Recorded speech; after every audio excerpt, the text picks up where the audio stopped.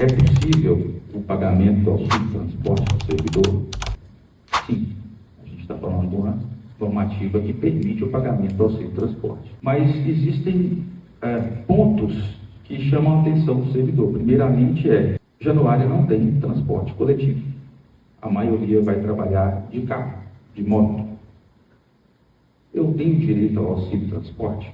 O Tribunal Regional da Primeira Região, que é o antigo nosso tribunal, né? A gente era a primeira região até criar o 6 em 2022, 2021, 2022.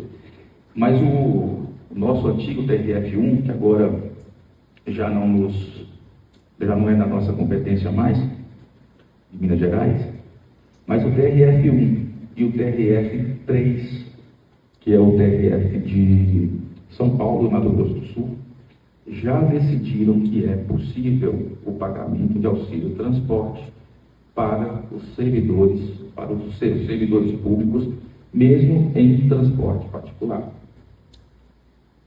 E onde estariam essas justificativas?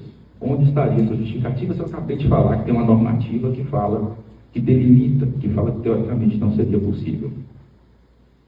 Primeiro ponto, segundo o tribunal, essas normativas gerariam uma desigualdade em relação aos servidores. Por que só os beneficiados que utilizem transporte coletivo e não os demais?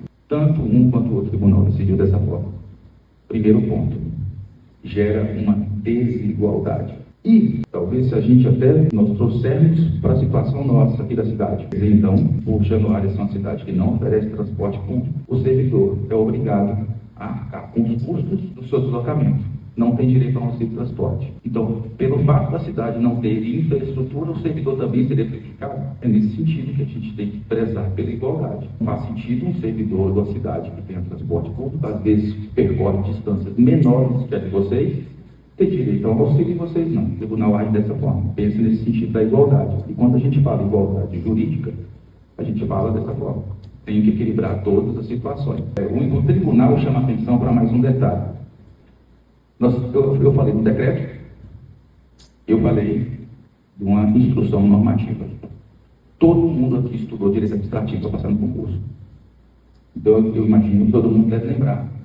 Direito constitucional, na verdade, da hierarquia das normas jurídicas.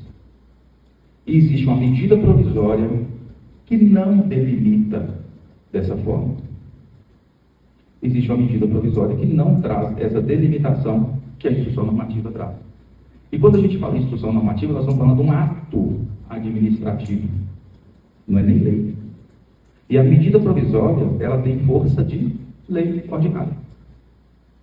Então, nós estamos falando de uma norma superior que trata de uma maneira diferente, que é mais uma justificativa para se conceder o auxílio de transporte, mesmo não se utilizando o transporte coletivo. Eu chamo a atenção para mais um detalhe da própria instrução normativa. O parágrafo 1º do artigo 1º dessa instrução normativa, eu anotei o número dela aqui. Deixa eu ver se eu não sou. Instrução normativa 207 de 2019, para quem quer anotar.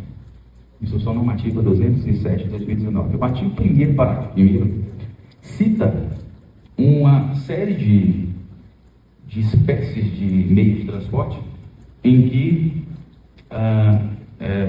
é possível a aplicação da incidência do auxílio. Só que depois de especificar essa série de meios de transporte, ela usa a expressão dentre outros. Isso, para a gente do direito, é muito importante. É bom demais. Por quê? Porque isso, ele dá uma conotação ao dispositivo, ao artigo 1º, parágrafo 1º, de um rol exemplificativo e não exaustivo. E isso para a gente é fundamental.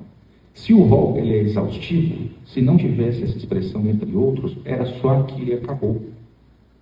Quando ele abre espaço para dentre outros, ele pode colocar qualquer espécie de transporte que seja razoável. Ah, não tem balsa? Pode ser. Ah, não tem mototáxi? Pode ser. Não tem carro? Pode ser também. Então, a própria norma, ela nos dá esse espaço. É mais um ponto que se pode discutir.